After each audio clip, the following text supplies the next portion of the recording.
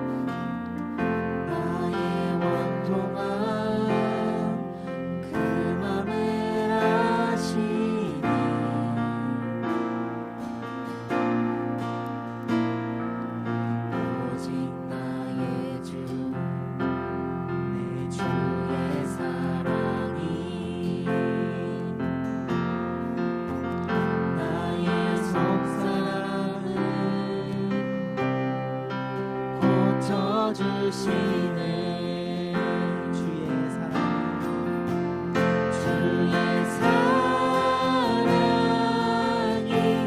목마른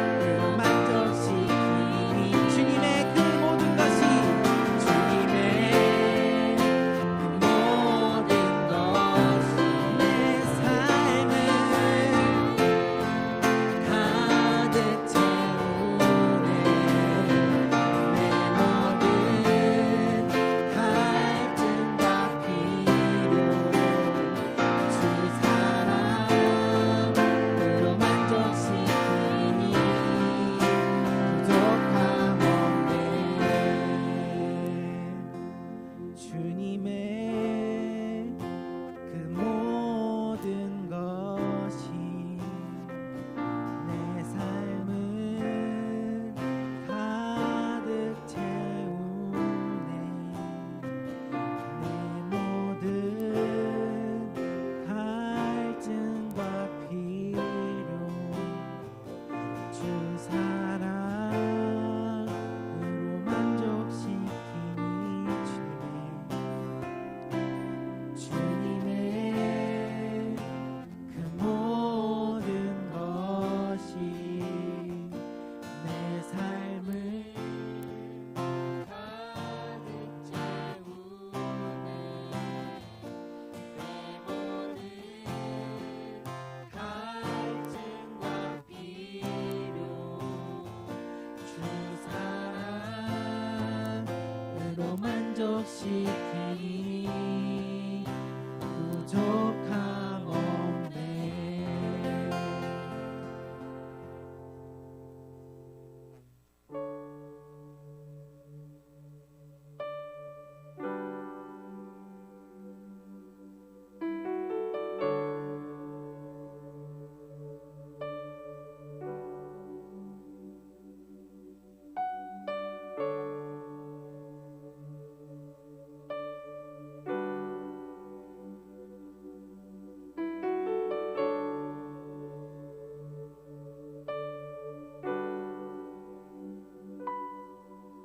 같은 길에서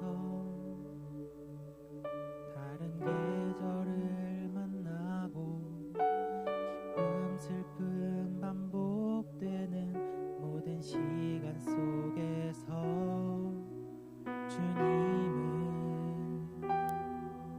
바라보네. 같은 길 위에 나의 계절을 하시고 근심 평안 공존하는 모든 상황 속에서 주 나를 살피시네. 하늘에 닿아도 주님밖에 없고 땅 위에 놓여도 주님밖에 없네. 인생을 걸을 때 주를 따라가고 내 삶이 다할 때 주님 곁에 있네.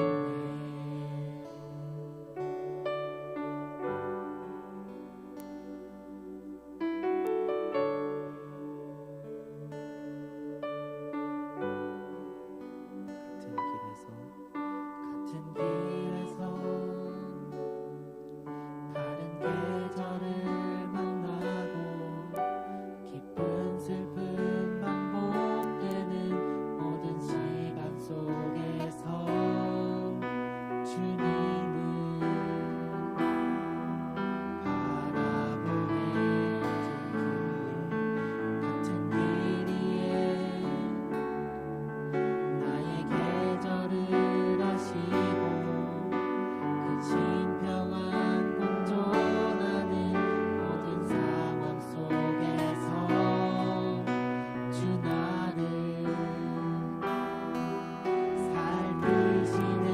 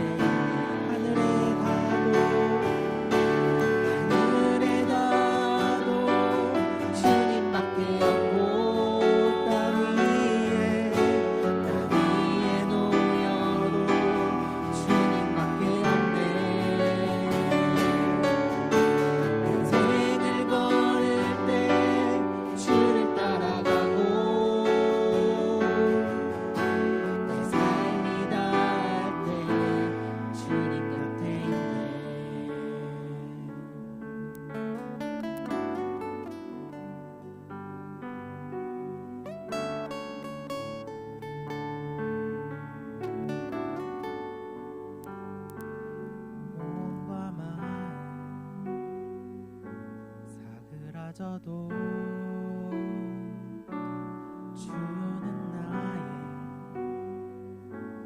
영원한 반석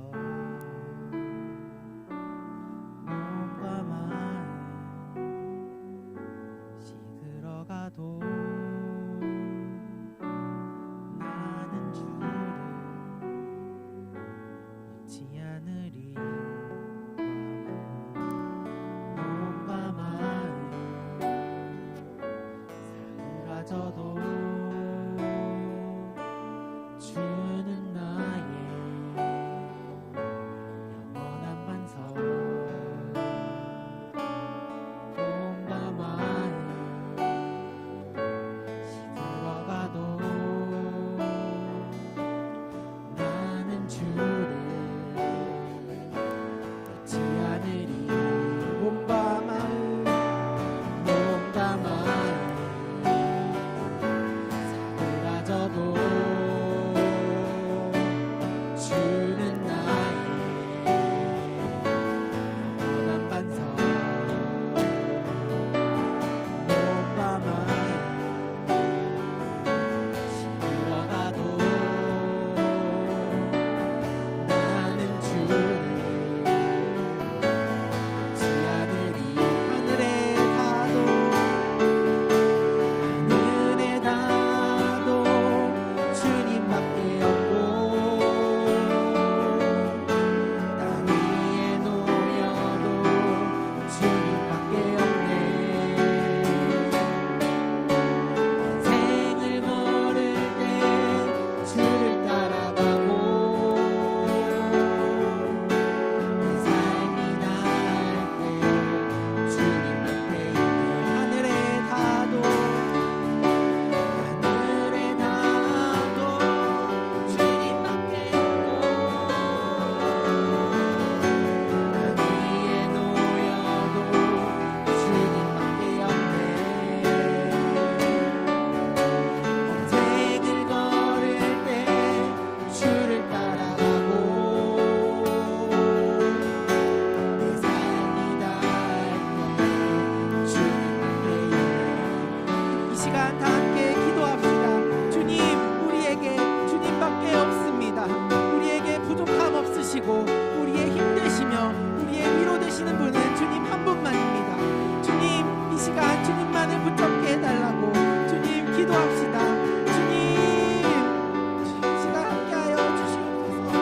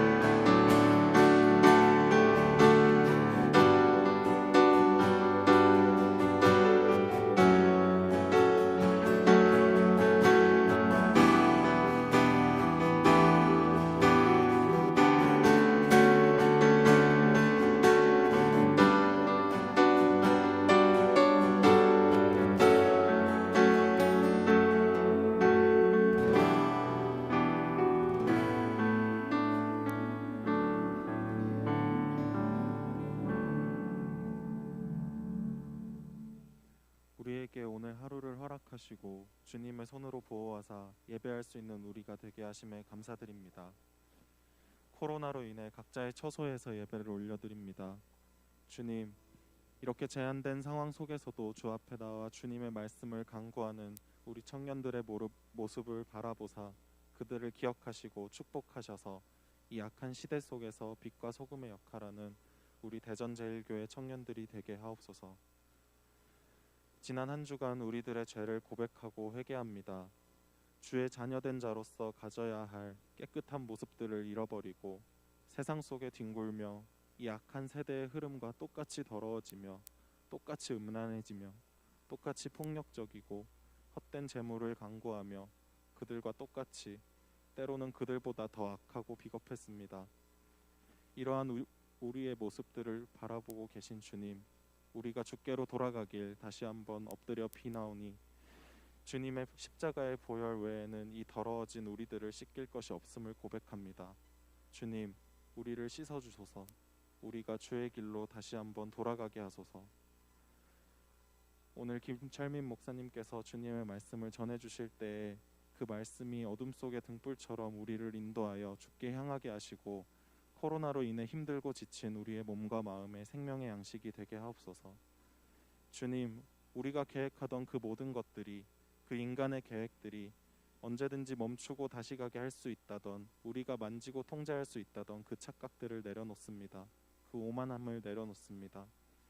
오직 모든 일의 주관이 주께 있음을 고백하오니 오늘 주님의 말씀으로 우리를 인도하시고 연약한 우리들의 삶 속에 다시 한번 주님의 뜻하심을, 주님의 계획하심을 깨달아 행하는 우리 청년들이 될 수 있도록 우리를 만져주시고 축복하여 주시옵소서. 이 예배에 임재하사 우리의 마음을 동하게 하시고 우리의 눈을 뜨게 하실 아버지 하나님의 놀라우신 역사를 믿습니다. 주 예수 그리스도의 이름으로 기도합니다. 아멘.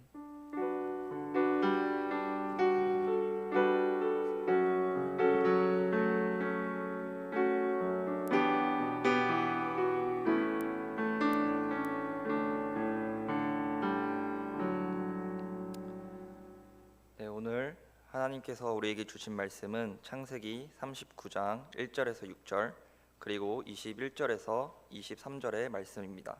하나님의 말씀을 받들어 읽도록 하겠습니다. 요셉이 이끌려 애굽에 내려가매 바로의 신하 친위대장 애굽 사람 보디발이 그를 그리로 데려간 이스마엘 사람의 손에서 요셉을 사니라.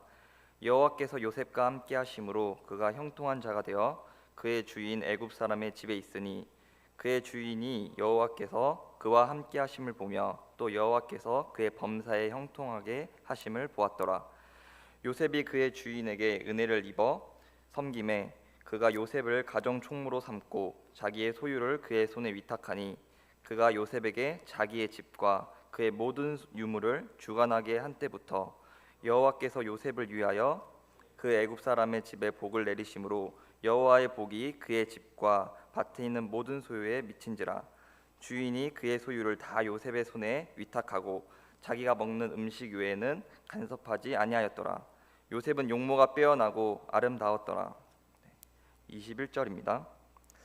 여호와께서 요셉과 함께 하시고 그에게 인자를 더하사 간수장에게 은혜를 받게 하심에 간수장이 옥중 죄수를 다 요셉의 손에 맡김으로 그 재반 사물을 요셉이 처리하고 간수장은 그의 손에 맡긴 것을 무엇이든지 살펴보지 아니하였으니 이는 여호와께서 요셉과 함께 하심이라.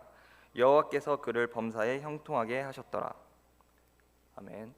다 같이 일어나셔서 하나님께 봉헌하겠습니다.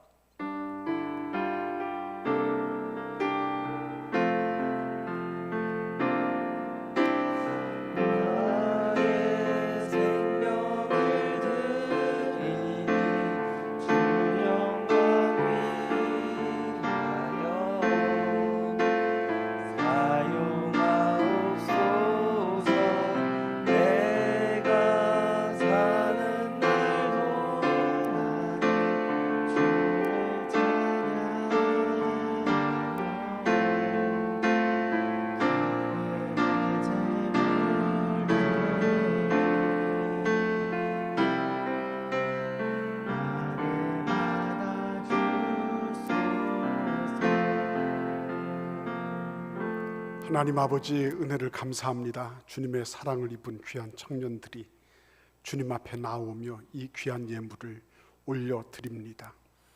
하나님, 이들의 모든 마음과 심령을 알고 계십니다. 이들이 얼마나 힘들고 어려운 그런 골짜기를 지나고 있는지 우리 주님은 잘 알고 계십니다. 하나님께서 한 사람 한 사람 우리 청년들, 형제 자매들을 축복하셔서 그럼에도 불구하고 하나님 앞에 바로 서서 이 세상을 넉넉히 이길 뿐만 아니라 이 세상에 복이 되고 이 세상을 살려내고 회복시키는 그런 귀한 주의 일꾼들 다 되도록 축복하여 주옵소서. 하나님께서 직장인이든지 학생이든지 혹은 어떤 형편과 상황에 있든지 하나님께서 강건하게 하시고 군에 있는 형제들도 붙잡아 주시고 또 직장을 모색하고 새로운 진로를 모색하는 모든 형제 자매들의 앞날을 주님이 열어주셔서 하나님이 함께 가시고 하나님께서 그 모든 여정 속에 열매를 거두셔서 기뻐하시는 그런 귀한 은혜가 있도록 축복하여 주옵소서. 주님께 온전히 의탁합니다. 사랑하시는 주의 백성들, 특별히 우리 사랑하는 모든 리더들, 임원들 축복하시고 각 소그룹에서 하나님을 영화롭게 하는 귀한 돌봄과 격려와 지지와 성원이 있도록 은총을 내려 주옵소서. 예수님의 이름으로 축복하며 기도하옵나이다. 아멘.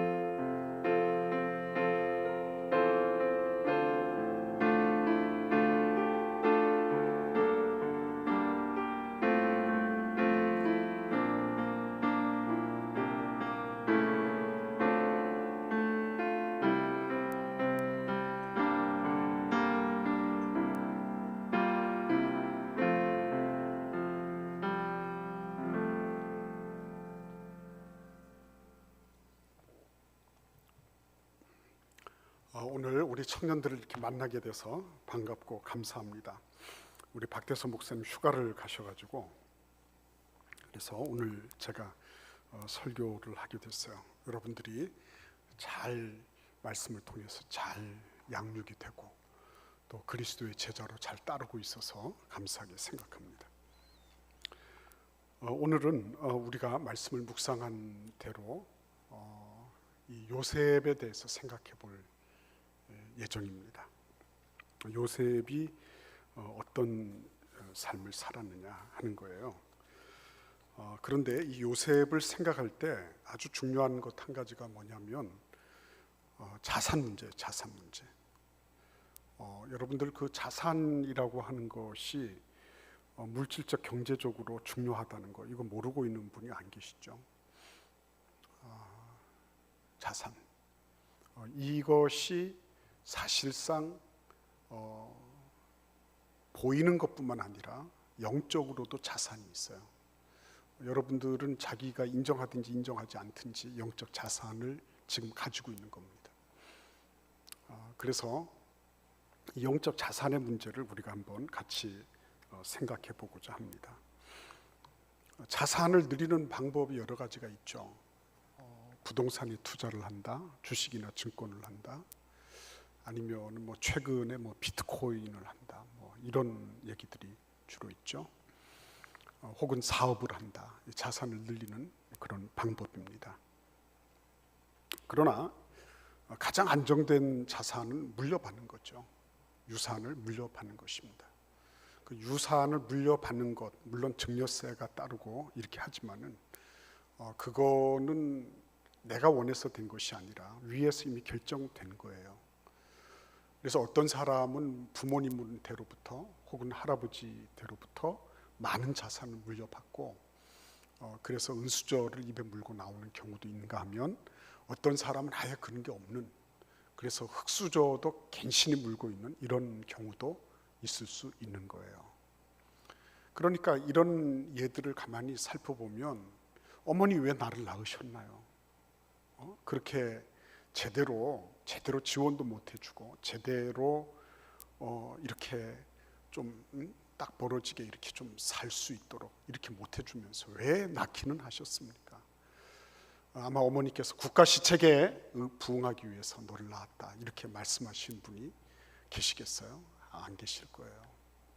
부모님들도 역시 마찬가지입니다. 우리 여러분들이 정말 괜찮은 환경에서 좋은 그런 교육을 받고 그리고 남부럽지 않은 그런 직장과 그런 경제 활동을 통해서 일정한 부와 명예와 어떤 사회적인 포지션을 가지기를 원하는 거죠. 그러니까 우리는 다들 이런 거를 생각을 해보면 미안해요. 전 특별히 우리 젊은이들한테 굉장히 미안한 사람 중에 하나인데 우리 때는 뭐 어떻게 됐든지 간에 날이 됐건 밥이 됐건 우리 그 친구들 가운데 술을 밤새도록 마셔서 코가 비뚤어졌건 어떻게 됐건 대학 졸업장만 있으면 직장 취직하는 건 문제도 아니었거든요. 여러분들은 그렇지 않잖아요. 여러분들은 뭐 스펙이다, 뭐 그래서 심지어는 뭐 해외 연수까지 다녀오고 이렇게 해도 힘들잖아요. 그래서 저는 여러분들의 그런 모습을 보면서 미안하고 때로 보면 참 안타까운 마음이 이루 말할 수 없어요. 그러면 이렇게 안타까운 마음, 미안한 마음 이것만 가지고 다 되는 건 아니잖아요. 그래서 오늘 우리가 이 말씀을 살펴봐야 되는 거예요.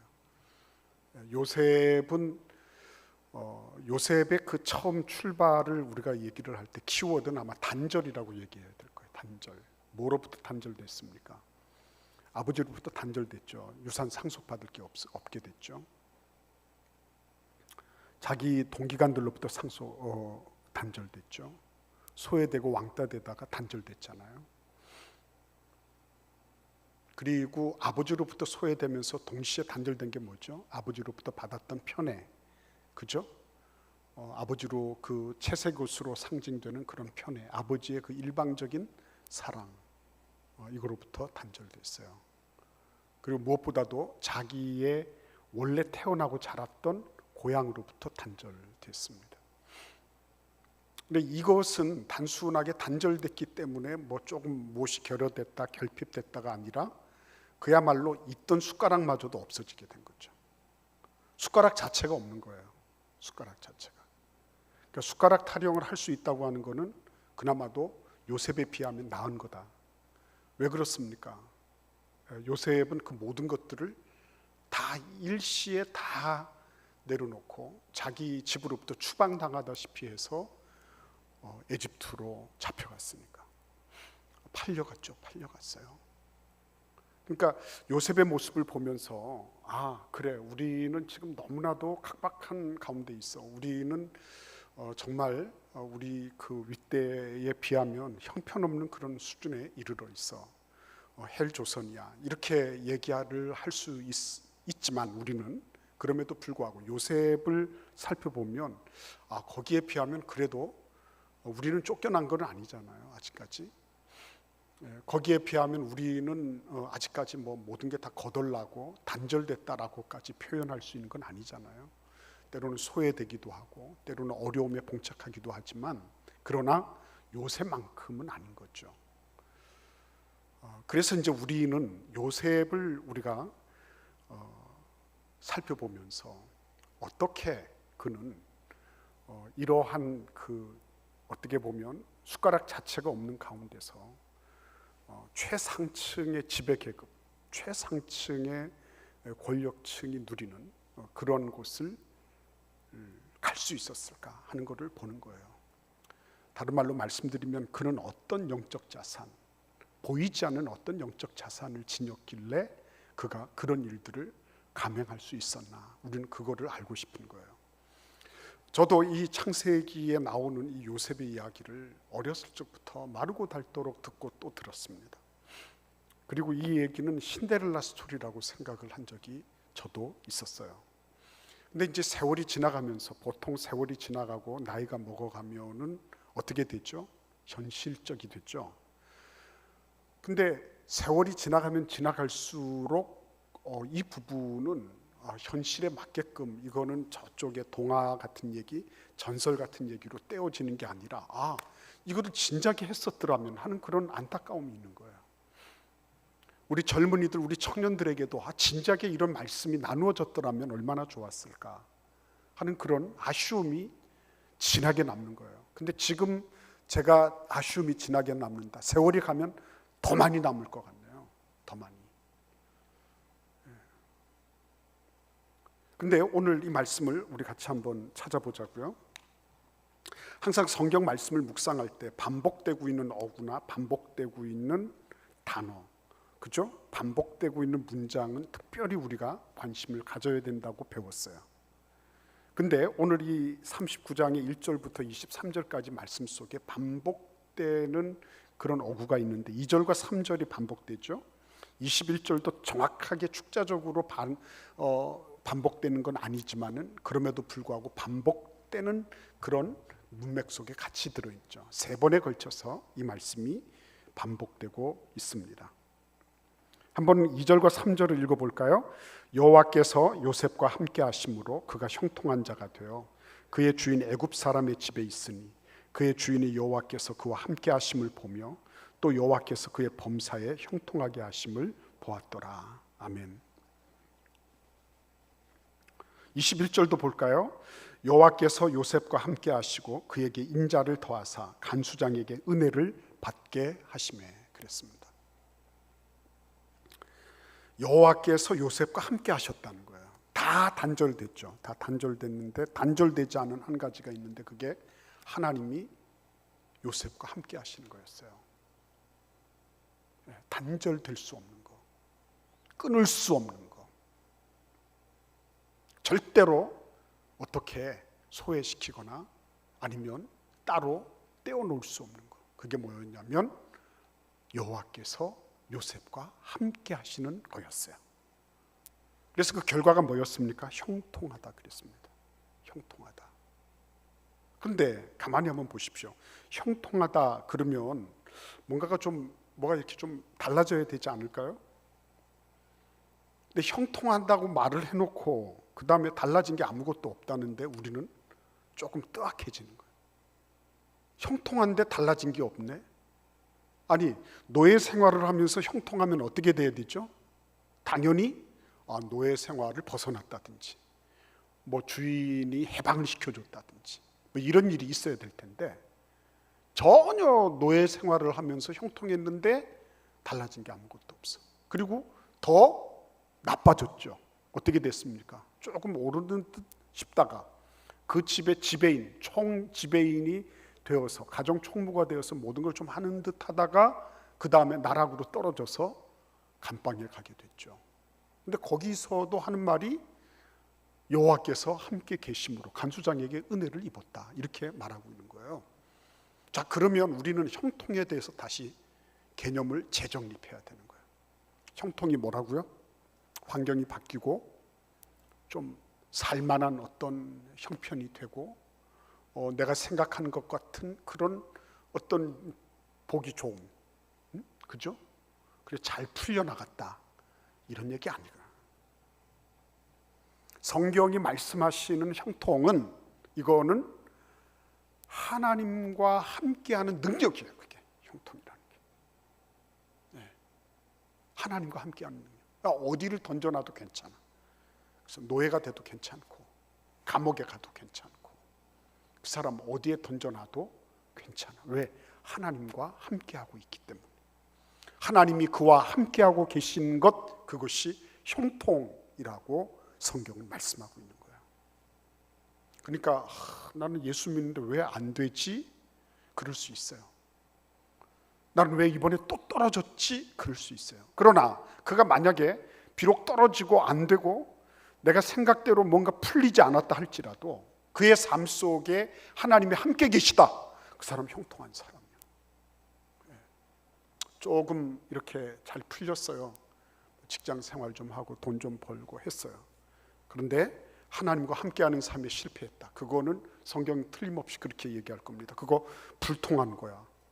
그거 형통하지 못한 거야. 이렇게 말씀하십니다. 그렇기 때문에 성경은 우리의 물질적인, 경제적인 아니면 여러 가지 정서적인 환경이 좋기 때문에 형통하다라고 말씀하시는 게 아니고 하나님이 그와 어떻게 동행하시느냐, 하나님께서 그와 얼마만큼의 접촉점을 가지고 계시고 접촉면이 얼마만큼 넓으냐, 그게 형통의 유무 내지는 형통의 정도라고 말씀하고 계신 거예요. 그래서 여러분, 영적 자산으로 말할 것 같으면 아브라함과 이삭과 야곱처럼 풍부했던 사람들이 어디 있습니까? 그들은 다 하나님 직접 경험했잖아요. 그런데 요셉은 그런 게 없어요. 그 자산이라고 하는 게 아버지의 그 어긋난 사랑이 있죠. 노년에 낳은 어긋난 사랑, 자기의 진짜 그죠? 자신의 진짜 사랑, 라헬과의 그 열매인 요셉을 사랑하는데 그게 편파적으로 주어지고 그게 수많은 다른 형제들의 질시와 시기의 그런 근원이 되고 하는 그런 악순환을 경험한 거. 그거 외에 요셉은 윗대로부터 받은 뭐가 없어 보이는 것입니다. 이게 중요한 부분이에요. 단절이라고 하는 게 단순하게 본토 친척 아버지 집을 떠나서 뭐 어떤 정서적인 아니면 물질적인 뭐로부터 떨어졌다. 그것도 그거지만 더 중요한 거는 야곱으로부터 그가 하나님을 직접 경험할 수 있는 뭔가가 없었다는 거예요. 단절의 큰. 그는 그러니까 영적인 자산을 받아 누리는 데 있어 굉장히 큰 핸디캡을 가지고 있었던 사람이다라고 말할 수 있는 것입니다. 그럼에도 불구하고 언뜻 봐서는 아브라함, 이삭, 야곱은 전부 하나님과 직접 만나거나 하나님의 도우심을 직접적으로 경험했는데 요셉은 그런 일이 없었다. 근데 하나님은 어떻게 요셉에게 영적인 자산을 풍부하게 부어주셨을까 하는 거예요. 영적 자산을 부어주실 때 하나님이 행하시는 방법은 뭘까? 첫 번째는 뭡니까? 우리가 잘 아는 대로 창세기 37장에 있는 말씀처럼 하나님은 꿈을 주시는 것입니다. 꿈을 주십니다. 꿈이 뭐죠? 꿈이 뭡니까? 내가 바라고 싶은 거, 물론 바라고 싶은 거죠. 버킷리스트 막 적는 거, 그런 것도 꿈이 될 수가 있겠죠. 근데 진짜로 프로이드는 뭐라 그랬습니까? 무의식 속에서 피어난 한 다발의 꽃송이와 같다 그랬습니다. 이 꽃송이는 꿈을 꾸는 사람의 기쁨을 위해서 존재하는 거예요. 그 기쁨이 뭡니까? 자기의 소망을 충족시키는 거다. 이렇게 얘기했어요. 꿈의 해석에서. 여러분들이 우리 도서관에 가시면 꿈의 해석을 보실 수 있을 거예요. 너무 두꺼워서 문제가 되겠지만은, 근데 그 꿈의 해석에서 알맹이가 되는 거, 고쟁이가 되는 게 바로 이 부분이에요. 꿈은 우리의 무의식 속에 잠재되어 있던 우리의 불만, 현실 세계의 불만족, 이것들이 밖으로 튀어나오면서 우리의 의식 세계 안으로 들어오면서 꿈을 꾸고 있는 사람들의 그 욕망을 충족시켜주는 그런 역할을 하는 것이다. 그래서 두 번에 걸쳐서 꿈을 꿨죠. 한 번은 볕단들이 전부 자기 볕단을 향해서 절을 한다. 그래서 형들이 분노했죠. 야, 네가 뭔데 우리 볕단이 너한테 절을 하냐 그랬죠. 그리고 두 번째는 뭡니까? 하늘에 1월 성신이 절을 했죠. 1월 성신에는 부모까지 다 들어간 겁니다. 이건 뭘 의미하는 거예요? 요셉이 평소에 가지고 있었던 상승 욕구를 상징하는 거죠. 항상 11번째 아들로서 짓눌렸거든요. 그러니까 항상 이거를 한번 치고 올라가는 거, 이거가 꿈이 된 거예요. 치고 올라가 보는 거.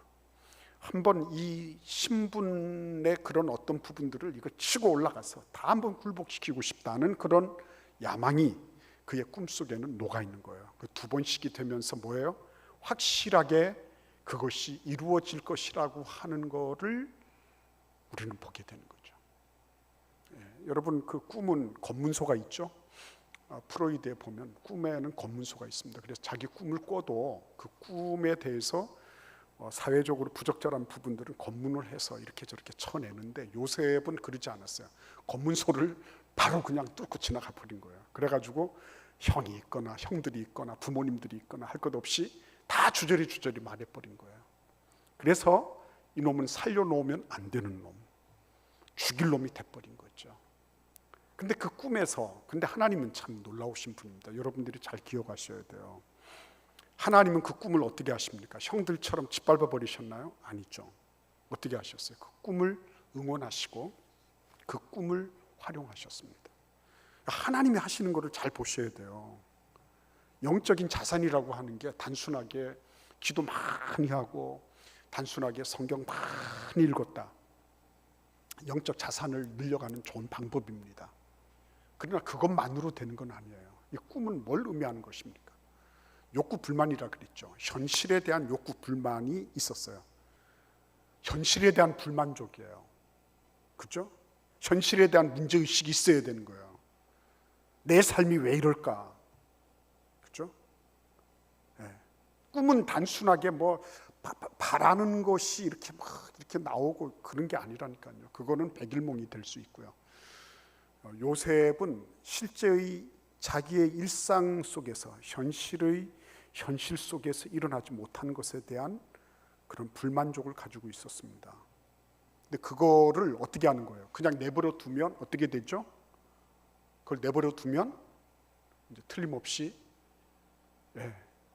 동족 상쟁이 일어날 거예요. 왜? 거기로 올라가기 위해서는 기득권층이 있잖아요. 그 기득권층의 저항을 물리쳐야 되기 위해서는 어떻게 해야 되는 겁니까?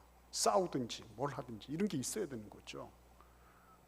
그러니까 항상 현실에 대한 불만족, 다른 말로 말씀드리면 자신의 삶에 대한 문제의식이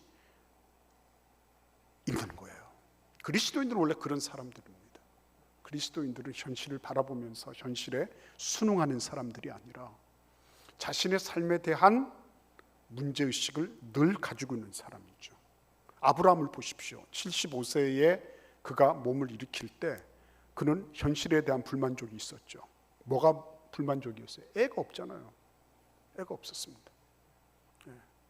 왜 나는 아기가 없을까? 문제의식이 있었겠죠. 하나님이 뭐라고 말씀하십니까? 내가 너를 창대하게 하겠다. 내 이름을 창대하게 하겠다. 내가 너로 큰 민족을 이루고 내 이름을 창대하게 할 것이다. 큰 민족을 이루고. 아브라함이 고향과 아버지 집을 떠나게 된 이유가 어디에 있습니까? 그냥 현실만 바라보면서 불만하고 주절주절거리고 원망하고 이래서 된 게 아니에요. 문제의식만 계속 제기한다고 된 게 아니었어요. 하나님이 뭘 주셨어요? 약속을 주시고 이상을 주신 거예요. 비전을 주신 거예요. 그게 꿈이에요, 여러분. 현실만 바라보고 나는 안 돼. 나는 안 된다니까. 나는 우리 부모한테 나는 물려받은 것도 없고 우리 부모님이 나를 지원해 준 것도 없고 나는 그런 놈이야. 나는 안 돼.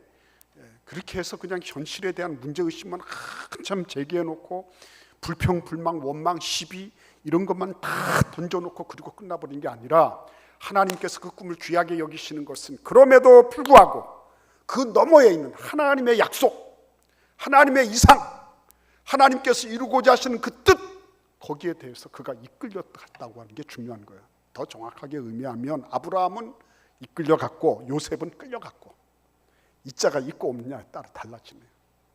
그죠? 아무튼 간에 그 자리에 놔두면 안 됐어요. 하나님께서는 그렇기 때문에 그를 떼서 어디로요? 애굽으로, 에집트로 보내시는 거예요. 하나님은 꿈을 주십니다. 현실에 대한 불만과 그 불만을 인간적으로 자신의 어떤 욕망을 이루기 위해서 수단과 방법을 안 가리는 그런 방식이 아니라 그것을 하나님의 약속을 바라보는 거룩하고 건강한 이상, 건강한 비전을 가지도록, 그래서 이 한없는 괴리, 자신의 현실, 바닥과 같은 현실과 하나님의 그 드높은 이상을 바라보면서 그러면서 나아가도록 하나님이 꿈을 허락해 주신 거예요. 근데 그것만 주신 게 아니었습니다. 그래서 이 꿈을 가지고 하나님께 나아갔던 요셉은 두 번째로 중요한 자산을 얻게 되는 것입니다. 그게 뭐죠? 그게 뭐겠습니까? 한번 생각해 보세요, 여러분. 우리가 성경을 읽으면서 묵상하면서 얼마나 재미있는 일이 많아요. 그런데 에집트에 갔을 때 그가 했던 게 뭘까요? 한마디로 얘기하면 말이 안 통하니까 말부터 배워야죠. 17살짜리가 가서요, 눈칫밥 먹으면서 말부터 배우는 겁니다. 언어부터 배우는 거예요. 최하층 노예들의 문화를 익히는 겁니다. 그렇죠? 최하층 노예들, 주인이 어떻게 하는지 눈치 보고, 같은 동료 노예들 사이에서 어떻게 살아야 되는지 이런 거를 익혀나가는 거죠. 밤이면은 얼마나 그 힘들었을까요? 그 피곤하고 지친 그런 가운데서 휘영청 밝은 달이 떴을 때 그 고향을 바라보며 얼마나 힘들었을까요? 저도 군생활 하면서 동초를 서거나 보초를 서게 될 때 그때 저 고향 땅에 그를 비출 그 달빛을 보면서 얼마나 눈시울이 뜨거웠는지 몰라요. 그런데 중요한 거는 그런 요셉이 어떤 원망을 했다든지 어떤 불평불만을 했다든지 거기에서 막 돌출 행동을 하면서 거기에 적응하지 못해서 막 그 이상한 일탈을 했 이런 게 보이지를 않아요. 오히려 어떻습니까? 거기서 너무 적응을 잘하는 거죠. 너무 적응을 잘하는 거예요. 이거를 니체식으로 얘기를 하면 아모르 파티라고 얘기해요. 아모르 파티. 아모르는 사랑이죠. 사랑하는 거. 파티는 페이트. 운명이 있죠. 운명을 사랑하는 거. Love of fate. 운명에 대한 사랑. 운명을 사랑하는 거예요. 자기에게 주어진 환경이나 형편이나 조건이나 이런 것들을 사랑하고 껴안는 거. 이게 아모르 파티예요. 무슨 니체를 가지고 오십니까? 니체는 본 대학의 신학부를 중퇴했던 사람이에요. 자기 부모님은 아버님은 루터교회 목사였습니다. 어려서 성경을 줄줄줄 외우다시피 했어요. 성경을 읽으면서 그는 운명을 탓하고 운명에 저항하는 것이 아니라 운명을 순명하면서 그것을 받아들이는 거, 이게 참 중요한 거구나. 운명을 사랑하는 게 중요한 거구나. 그걸 깨우친 거죠. 아모르 파티. 아모르 파티를 하게 되면 일어나는 일이 있습니다. 우리 빌립보서를 같이 보겠습니다. 빌립보서 4장 11절에서 13절을 같이 읽어볼까요? 같이 읽겠습니다. 내가 궁핍함으로 말하는 것이 아니니라. 어떠한 형편이든지 나는 자족하기를 배웠노니 나는 비천에 처할 줄도 알고 풍부에 처할 줄도 알아. 모든 일 곧 배부름과 배고픔과 풍부와 궁핍에도 처할 줄 아는 일체의 비결을 배웠노라. 내게 능력 주시는 자 안에서 내가 모든 것을 할 수 있느니라. 굉장히 중요한 것 가운데 하나는요, 지금 감옥에 들어가 있는 사도 바울이 어떻게 하고 있는 거예요? 그 감옥에서 억울한 옥살이잖아요. 근데 감옥에서 불평하고 불만하고 기분 나빠하고 자기를 그런 처지에 몰아넣은 사람들에 대해서 저주를 퍼붓고 한 게 아니었어요. 그는 어떻게 했습니까? 이거를 모든 것을 배워나가는 학습의 과정으로 인식을 했어요. 이런 사람은 세상이 감당하지 못합니다. 내가 왜 이런 회사에 와 있지? 내가 왜 저런 부장을 만나야 돼? 내가 왜 내가 이런 학교에서 내가 일해야 되나? 이게 아니었어요. 그거를 있는 그대로 다 껴안았습니다. 심지어 감옥이라는 상황에서 껴안았을 뿐만 아니라 뭐를 했어요? 껴안고 거기에서부터 배워나갔습니다. 학습의 기회를 얻었어요. 다른 말로 말씀드리면 아모르 파티를 통해서 그냥 운명에 체념하고 굴종하고 이런 게 아니라 그거를 자기 성장의 기회로 삼았다는 거죠. 성장의 기회로 삼아. 그래서 여러분 13절에 보시면 뭐라 그랬습니까? 내게 능력 주시는 자 안에서 내가 모든 것을 할 수 있느니라.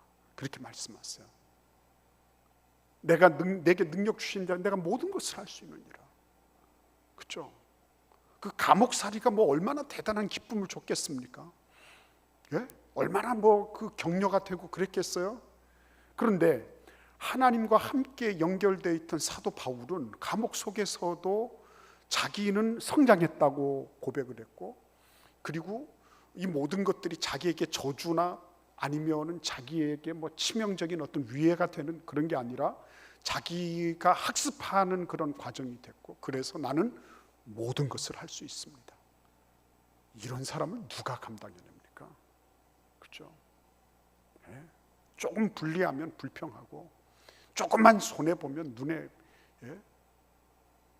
도끼를 들고서 막, 그죠? 도끼 눈이 되잖아, 도끼 눈이. 근데 그것을 통해서도 완전히 성장의 계기로 삼았을 뿐만 아니라 그거를 어떻게 한다고요? 모든 것을 할 수 있습니다. 오히려 더 단단해졌네요. 오히려 더 굳세워지고 오히려 더 그는 열정적인 존재가 돼버렸네요. 감옥에 딱 들어가면 숨 죽고 그냥 어떻게 해서든지 하루라도 빨리 나갈 것만 생각하는 것이 일반적인데, 사도 바울은 오히려 나가는 정도가 아니에요. 나는 모든 것을 할 수 있습니다. 그렇죠? 이렇게 된 거예요. 그러니까 요셉은 그게 된 거죠. 노예 생활을 하면서도 그는 받아들였고, 언어로부터 시작해서 그런 그 하층민들의 그런 것들을 다 배우는 그런 과정으로 삼았습니다. 감옥에 들어가서도 역시 마찬가지였어요. 그렇죠? 여러분, 아비투스라는 말 알고 계시죠? 아비투스. 프랑스어입니다. 피에르 부르디웨라고 프랑스의 사회학자가 얘기를 한 거예요. 아비투스라고 하는 거는 다른 사람들과 구별되는 그런 자기만의 취향이나 개성이나 아우라를 의미해요. 그래서 이게 어떤 그 계층 간의 그런 자기 표현도 되고요. 그러니까 그 노예들은 노예의 아비투스가 있고, 또 귀족들은 귀족의 아비투스가 있는 거예요. 그게 다 다른 겁니다. 근데 하나님께서 하나님과 함께 하고 있는 요셉과 함께 하시면서 하신 게 뭐예요? 아모르 파티를 몸에 익히게 하신 겁니다. 너 어디를 가든지 네가 가지고 있는 최선을 다해라. 너의 형편과 상황 속에서 최대한 배우도록 해라. 학습해라. 이렇게 하신 거예요. 그러면서 뭘 했어요? 그곳 보디발의 집에서만 노예의 아비투스부터 상류층, 그죠? 상류층의 아비투스, 거기에 있는 모든 것들, 그들의 뭐 의상, 그죠? 의식 주로부터 시작을 해서, 그러니까 나중에 보디발은 뭐라 그러는 거야? 너 내 메뉴 말고는 네가 알아서 다 해, 그죠? 부동산이며 재산 관리며 이런 모든 것들을 전부 다 관장하는 사람이 된 거예요. 그러니까 거기에서부터 얼마나 큰 그런 상류층이 지니는 아비투스를 그가 익혀나갔냐 하는 거예요. 그래서 여러분, 하나님 앞에 거저 감사하는 겁니다. 왜 하나님 나를 이런 곳에 두셨나요? 하나님 왜 나는 왜 이렇게 고생하며 살아야 되나요? 근데 그럴 때도 하나님께서 뭔가를 예의주시하시면서 내가 익히기를 원하고 내가 장착하기를 원하시는 그런 뭔가가 있다, 아비투스가 있다는 거예요. 그래서 모름지기 감사하고 모름지기 하나님 앞에 그 모든 것들을 하나님의 주권을 인정하면서 하나님 앞에 그것을 받아들이고 수용하는 것은 대단히 중요한 영적 자산인 거예요. 근데 중요한 게 있죠. 또 하나, 세 번째 중요한 자산이 있는데 그게 뭡니까? 어느 날 미시즈 보디발께서 어떻게 하죠?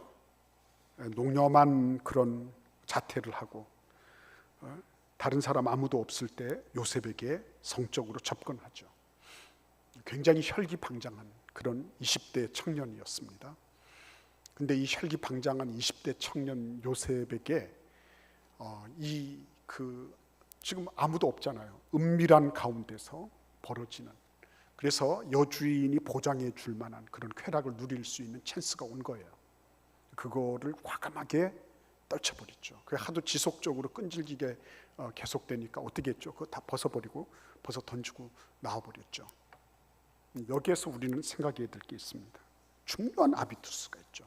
그리스도인의 아비투스. 그게 뭡니까?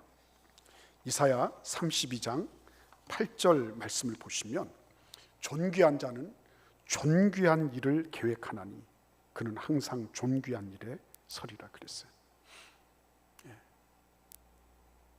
이 하나님께서 함께 하시면서 요셉에게 그 형성된 그 아비투스가 뭐냐면 고상한 거였습니다. 그때 당시 얼마나 성적으로 문란했습니까?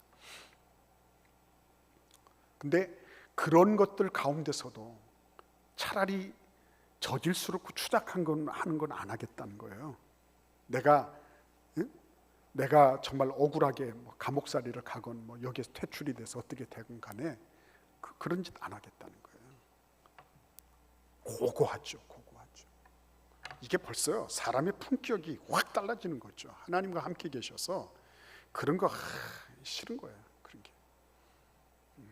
현대인의 성경은 고상한 사람은 고상한 계획을 세우며 언제나 고상한 일에만 집착합니다. 그렇게 번역했어요. 하나님과 함께해서 요셉은 고상해졌습니다. 그의 인격과 인품과 행위가 고상해졌어요. 왜? 고상한 계획을 세우니까. 그의 머릿속에 고상한 것으로 가득 찼습니다. 그것만이었습니까? 여러분, 거기 보시면 뭐라 그랬습니까? 전부 다 보디발도 그에게 모든 것을 다 맡겼죠. 감옥에 파렴치범으로 갇혔단 말이에요. 예? 성범죄자로. 예. 근데 파렴치범으로 들어간 이 요셉을 간수장이 어여삐 여겨서 그에게 재반 업무를 또 다 맡기는 겁니다. 여기에서 뭐가 나온 거예요? 그는 신뢰받을 만한 인물이었다는 거예요. A man of integrity. 신뢰받을 만한 인물이었습니다. 노예 생활을 하면서도 그의 주인이 모든 것을 인감도장까지 다 내줄 정도로 신뢰를 했고, 감옥에 들어가 있으면서도 간수장이 그에게 모든 것을 맡겨도 될 만한, 그죠? 책임감이 있죠.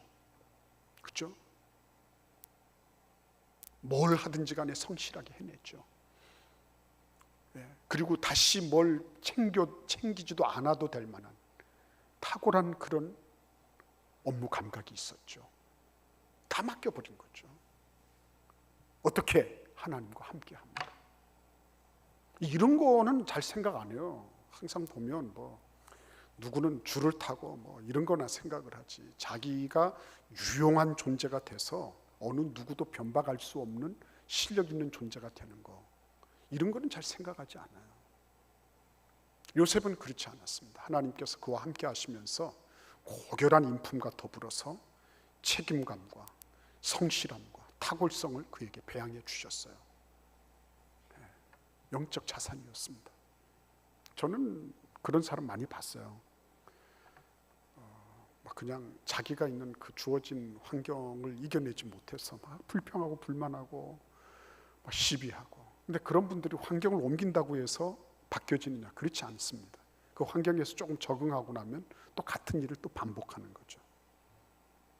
근데 한번 딱 그런 일을 딱 맞이했을 때 그거를 완전히 나에게 주어진 것을 그대로 끌어안으면서 거기에서부터 배워나가고 그것을 학습해 나가고 거기에서 탁월성을 연마해 나가는 그런 사람들은요, 틀림없이 쓰임 받습니다. 틀림없이. 그러니까 여러분, 그 하나님께서 나에게 그런 일들을 행하시는 게 이유가 있다. 그런 상사를 만나게 하신, 나만 보면 신경질 내고 나만 보면 어떻게 단점을 못 잡아서 그렇게 나를 괴롭히는 그런 상사를 만나거나, 아니면 내 공을 가로챈 친구를 만나거나 뭘 하거나 간에 관계없이 그리스도인들은요, 고결하고 정직하고 신뢰할 만하고, 그죠? 이렇게 저렇게 기회를 따라서 자기의 그런 이익을 따라서 말을 바꾸거나 그렇게 하지 않는 거예요. 얼마나 멋진 인품입니까?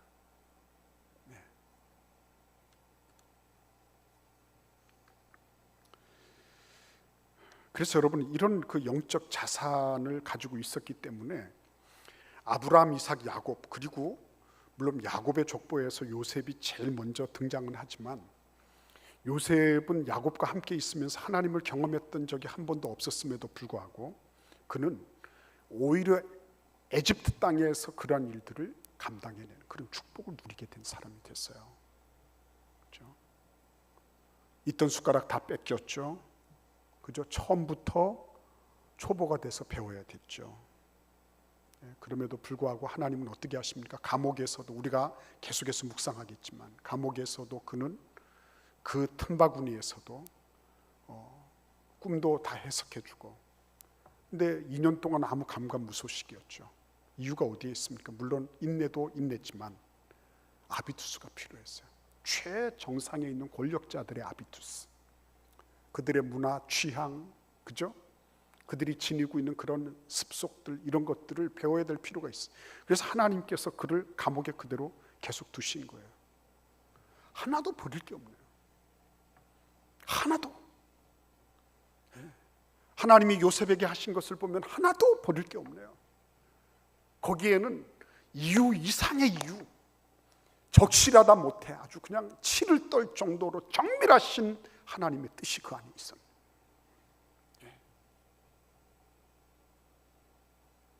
오늘 여러분의 생애 속에서 나는 지금 영적 자산을 어떻게 키워가고 있는가? 나는 그냥 나에게 주어져 있는 현실을 그냥 불만하면서 그냥 그렇게만 내가 살아가고 있나? 안 그러면 그럼에도 불구하고 하나님이 약속하신 그 이상을 향하여 나아가는 그 길을 내가 걷고 있나? 그 길에 하나님이 나에게 주신 이 모든 환경과 형편에 대하여 그거를 내가 끌어안고 거기로부터 나는 학습하고 배우고 성장하는 계기로 삼고 있는, 그러면서 하나님이 나를 향하여 가지고 계신 그런 뜻에 진실로 나는 고결하고 숭고한 계획들, 그런 의도와 그런 언어와 그죠? 그런 아비투스를 내가 키워나가고 있는가? 이렇게 해나갈 때 하나님이 계속적으로 우리에게 그죠? 은혜를 주십니다. 말할 수 없는 은혜를 주십니다. 그런 사람들을 하나님은 찾고 계시고, 우리 대전 제일교회 우리 청년들, 형제 자매들이 그런 인물들로, 영적 자산으로 풍성한 인물들, 어디에 던져놔도 그 사람 끄떡할 게 없어. 끄떡하지 않아요. 어디에 던져놔도 감사하고 기뻐하고, 그죠? 거기에서부터 또 솔루션을 마련해내고, 그죠? 거기에서도 신뢰를 받고 인정을 받고, 어느 누구도 감히 이의를 제기할 수 없는 멋진 그런 사람, 그런 일꾼들 하나님께서 여러분들에게 기대하고 계신 거예요. 그래서 여러분들이 그런 하나님과 연결돼 있어서 그죠? 하나님과 함께하는 그런 삶을 계속적으로, 노예 생활하면서 얼마나 나 새벽 기도하고 몇 시간씩 기도, 그건 아마 힘들 거예요. 틈틈이 한 거죠. 여러분들도 목사님 나도 알바하고 나도 직장 생활하고 막 이러려고 하면 난 정신 없습니다. 그럴 겁니다. 그래도 틈틈이 하나님 앞에 말씀 암송도 하고, 틈틈이 성경 잡고서 읽고 묵상하고, 하나님과 계속 함께하는 연습들을 해나가십시오. 주님께서 여러분들을 크게 축복하셔서 아름다운 열매, 요셉처럼 말이죠, 아름다운 열매를 맺는 그런 귀한 일꾼들이 되게 하실 것입니다. 기도하겠습니다. 고마우신 주님 감사합니다. 요셉을 통하여 보여주신 것처럼 우리 사랑하는 젊은이들 심령에 함께 하셔서 진실로 수저 자체도 없었던 요셉이 최곤부, 최상층의 권력층의 그 모든 것들을 다 섭렵하고도 남음이 있도록 하나님이 이끌어주신 그 과정을 살피며, 우리도 바로 그러한 모습으로 쓰임받는 귀한 청년들 다 되도록 축복하여 주옵소서. 지금은 우리 주 예수 그리스도의 은혜와 아버지 하나님의 극진하신 사랑과 성령님의 교제하심이 이 시간 주님 앞에 나온 사랑하시는 우리 청년들 머리 위에, 이들의 앞날 위에 지금부터 영원토록 함께 하시기를 간절히 축원하옵나이다. 아멘.